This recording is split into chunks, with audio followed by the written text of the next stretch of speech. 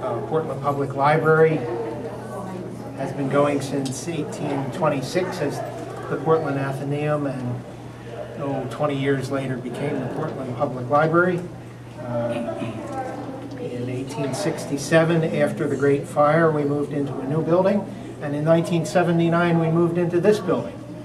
And in 2009-2010, this building underwent a $7 million renovation, which included the relocation of the auditorium farther towards Congress Street, the relocation of the art gallery, extensive work on the next floor up, some work on the floor beyond that, no work on the top floor, which is administration offices and will not be part of the tour. Our gallery has just opened a new show.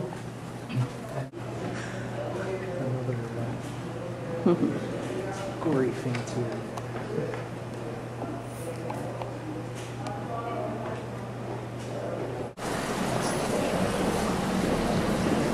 Kind of open usage space. This is where our string quartet's going to be. Oh, wow. And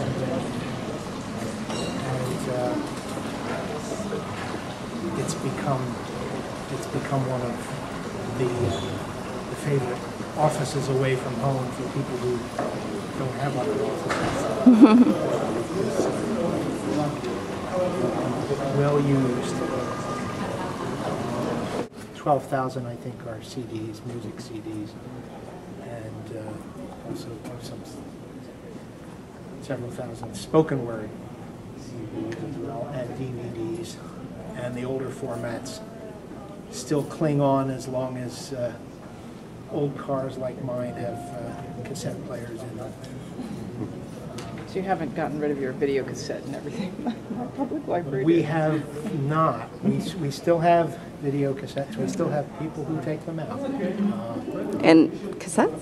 Or Sorry? Cassettes too? Yes, VH. Oh, not music Oh. cassettes. Music cassettes we got rid of probably 10 years ago. Yeah, okay.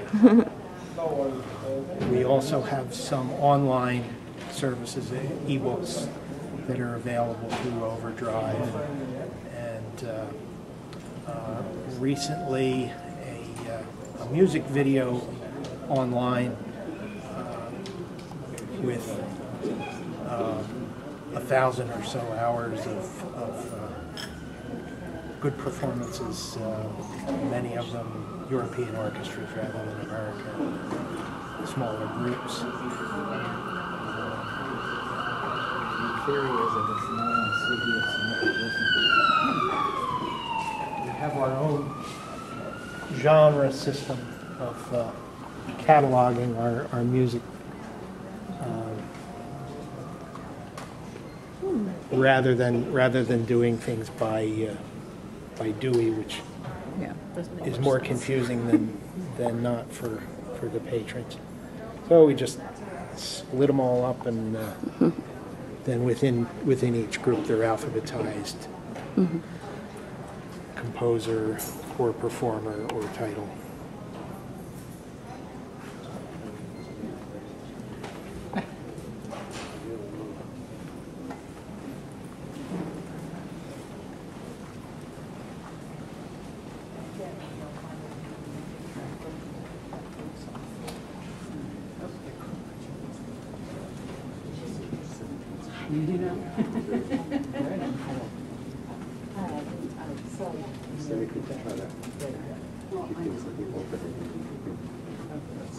To my right, we have our fiction stacks. We've gotten much better sight lines than we used to in the old days when they reached for the ceiling. To my left is our teen area. We have a separate area for teens. It used to be that the teens shared the children's room, and that didn't work at all. But this works very well, and we have a teen librarian that's got some very good programming skills and good ideas to work with teens.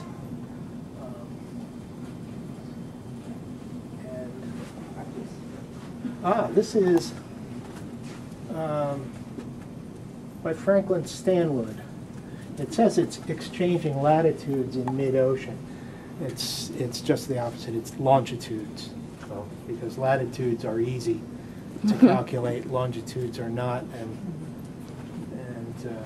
so they're comparing numbers. 7450. That if that were a latitude, it'd be in the polar ice pack, yeah, or the middle of Antarctica. Was this a gift to the library or on loan? Yeah, and this is the library's property. It's part of our art collection, as is the fella directly across there. That's Montgomery the Moose. He's the patron of the children's area. A sculpture by a local artist, Nance Cummins.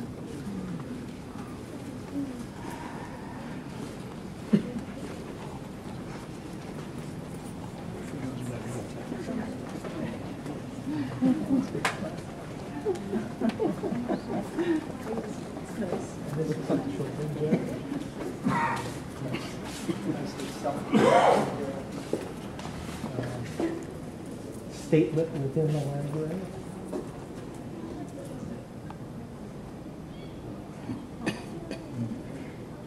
It's the children's room. It's also very much the family room. Family place library. Yep. Oh, okay. So we have computers, music, DVDs, books in other languages, world languages, graphic novels, everything that you guys have. Only for the smaller patrons. And programming, we have a programming area. Cool.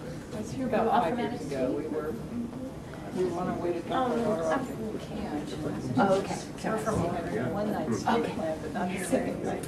We decided so better make a reservation. We came in and asked the computers. Oh, yeah. And looked up the times and, got phone numbers to make reservations. That's still very much a part of the service involvement. So that no longer exists in the same way. And so they're all individual tiles and all bolted to the wall, and they took them all down and put them all back up in a different order. They rethought the work, and That's cool.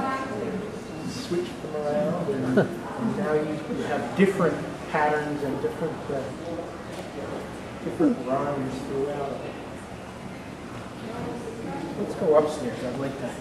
Our Wi-Fi is on 24/7, and I drive by the library sometimes on a Sunday night and see 2 or 3 people sitting on the ledge outside. Just.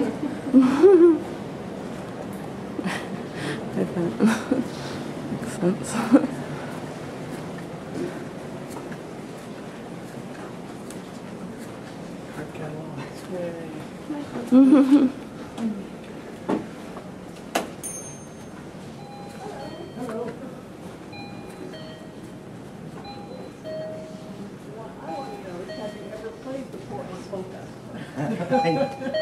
Forest City Polka. I never have. This is a collection of materials from our special collections room. And the Portland room here is a local history collection, as well as other special collections. We have lots of different stuff. This large folder and all the books thereupon relate to John Knowles Paine, who is Portland's great claim to fame in the art music world. He was born here in Portland. He was the son of Jacob Paine, who was a music publisher and owned a music shop. He published this particular thing. The Forest City Polka. Portland used to be the Forest City when we had elm trees. And, and I love the dedication here to the ladies of Portland. That whole pile there is materials published in Maine. There was a thriving music publishing industry along Exchange Street and other areas of the old part of town. Published by J.S. Payne. Also by J.S. Payne, Hiawatha Schottish. That's another of our focuses. Longfellow being the other great favorite son of the 19th century here in Portland. I remember hearing the story about the elementary school teacher in Portland who said, "Now class, where was Henry Wadsworth Longfellow born?" And a hand shoots up in the back. "Yes, in Patty Murphy's bedroom." Exactly right. The house no longer stands, but it was a house at the foot of Munjoy Hill on the East End. Other music published in Bath and Auburn and Steep Falls. That's getting a little obscure. South Hope, that's a ways off. And then this was printed, Stephen Barry printer, foot of Exchange Street, Portland, Maine. Meet me at Naples in Maine. A lot of sentimental songs about Maine. Leona Stevens Hollister, Somewhere in Maine, Sebago. Oddly enough, the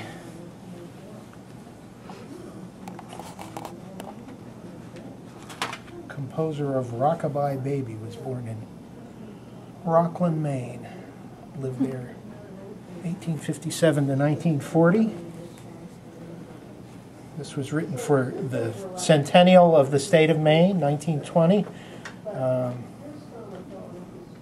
Published, self-published by the author, the composer. Compositions for the piano by C.R. Cressy and published by Cressy and Allen, Portland, Maine.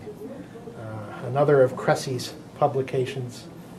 I guess if you own your own publishing house, you never get a pink slip. And many more here. Here's a not published in Maine. Famous song, Kathleen Mavourneen. It was a John McCormick Irish ballad published by Frederick Nichols Crouch, who lived in Portland in the 1850s, was run out of town in the 1860s for his Confederate sympathies, relocated to Richmond, played trumpet in a Confederate Army band, and eventually he left a couple of wives in different cities throughout the world. He was an Englishman starting off, not Irish at all. One of his daughters later became known as Cora Pearl, who was one of the notorious courtesans of the Second Empire in France. You could look her up separately. F.N. Crouch. We've got... I grew up in Virginia, and I knew somebody down there named Crouch. Named Crouch? I don't know. We've got some local school songs. A couple here that have special meanings for alumni of Portland High School. The Fight Song and another song published by Cressy and Allen here in Portland. One of my interests is in Maine fiddling and in traditional music generally. And we have a fiddle tune book by Melly Dunham that was published in the 1920s. Melly Dunham was one of a handful of fiddlers who was singled out by Henry Ford for patronage. Melly won a fiddle contest that got first regional and then national newspaper coverage. He got an invitation to go to Dearborn to meet Henry and scrape out a few tunes on Henry's Strad. And parlayed it into a year or so on the Keith circuit, playing old-time Maine fiddle tunes, and came back and went back to his farm. Prior to all that, he was also famous because he had made snowshoes for Admiral Peary, a man of many parts. This is a couple of first editions of traditional Irish music. The Music of Ireland by Francis O'Neill. This is available in lots of photocopy editions, but this is the original 1903 by Lyon and Healy. There's the chief himself. It's a collection of 1,850 traditional Irish melodies, collected live from musicians in the Chicago area, as well as from written collections.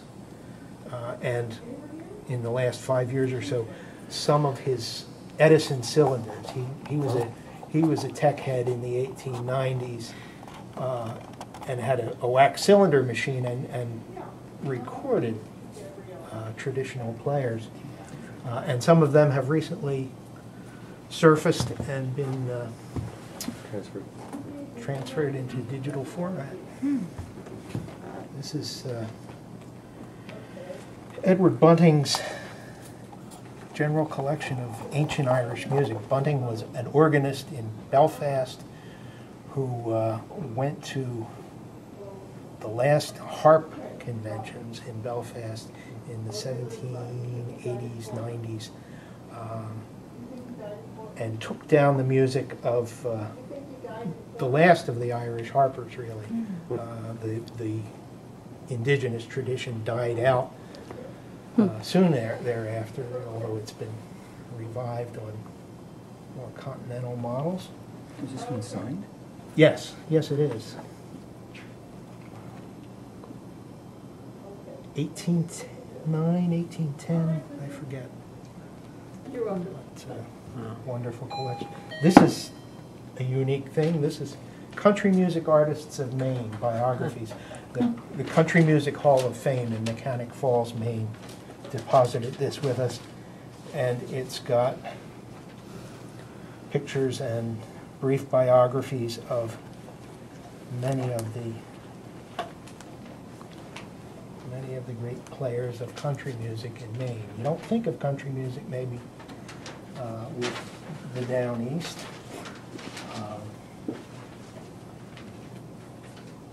Herman Kochmar was a 19th century mainstay of the Portland music scene. Illustrations, period illustrations, partly from this library's postcard collection, and partly from postcards that the author collected. This is one of many volumes that we have of bound sheet music, bound miscellaneous collections. And this is a great looking cover of Herman Kochmar's Leviathan March with the Leviathan right there, published by William Payne, who was John Knowles' uncle and who took over the publishing business when Jacob died. A facsimile edition of the Harmony of Maine by Supply Belcher, who in his day was known as the Handel of Maine. He wrote shape note tunes in the style, similar to William Billings. Another curiosity here, William Batchelder Bradbury. This is a score of his juvenile cantata, Part 2, Summer. So this is the seasons, and William B. Bradbury is perhaps best not known for a hymn that he composed, "Jesus loves me, this I know." That was W.B. Bradbury. We have the programs from the Maine Music Festival, which flourished for 20 years or so around the turn of the century. Surprising some of the people that showed up in Bangor and in Portland. Madame Schumann Heink.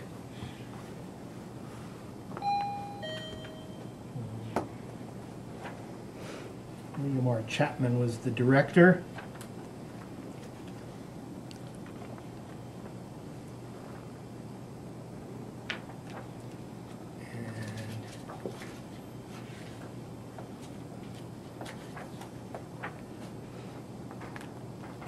I think practically every musician in the state took part there. There are lists of the choirs that would boggle the mind.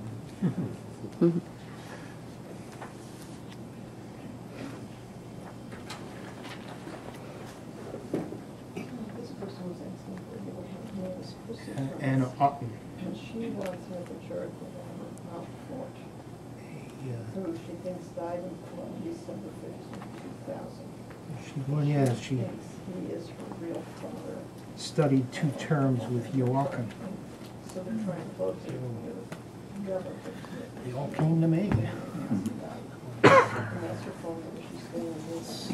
Portland, which sank between here and Boston. I can't remember the date, but sank with nearly all hands. I think there were 3 or 4 survivors. It was a passenger boat.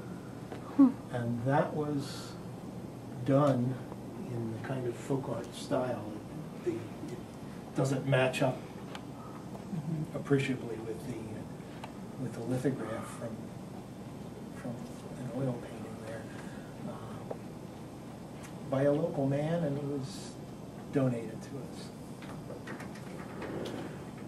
So, 1836.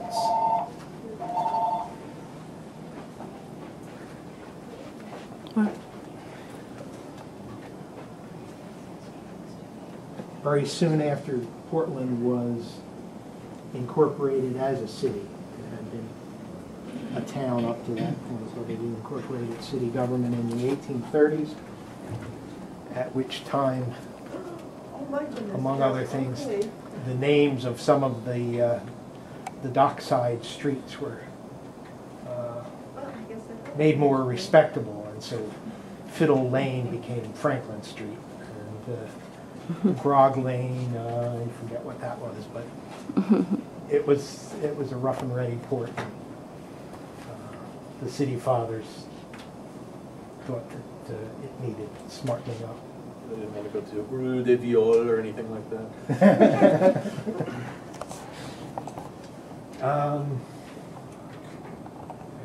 I don't think there was enough French penetration into the state At that point. in the 1830s. There is certainly a strong French influence coming down from Canada. Further north. Thank you very much. Thanks so much. Got an electric motor. Oh, it's not, no one's pulling the weights anymore. The original works